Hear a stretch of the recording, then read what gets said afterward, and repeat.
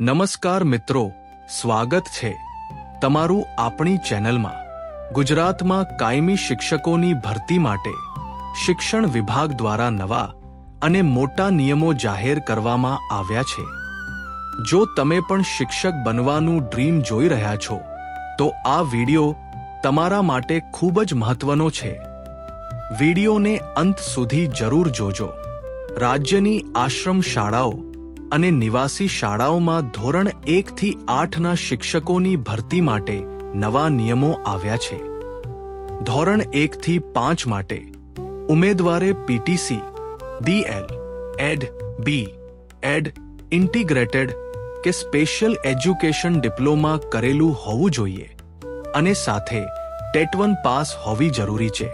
આ માટે મહત્તમ વય મર્યાદા 33 વર્ષ રાખવામાં આવી છે।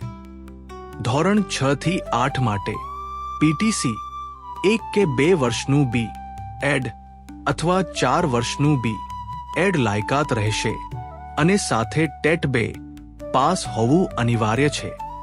આ માટે મહત્તમ વય મર્યાદા 35 વર્ષ છે।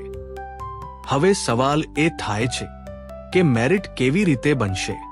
તો મિત્રો, આ ભરતીમાં પારદર્શિતા લાવવા માટે ઓનલાઈન મેરિટ લિસ્ટ તૈયાર કરવામાં આવશે, જેમાં 50% ગુણ તમારી શૈક્ષણિક લાયકાતના ગણાશે, 50% ગુણ તમારી ટેટ-ટાટ પરીક્ષાના ગણાશે। એટલે કે હવે સંપૂર્ણ મેરિટ આધારે જ પારદર્શક પસંદગી થશે।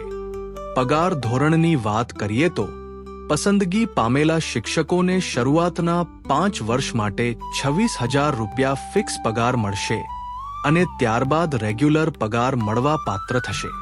વિડિયો ગમ્યો હોય તો લાઈક કરો અને ચેનલને સબસ્ક્રાઇબ કરવાનું ભૂલતા નહીં।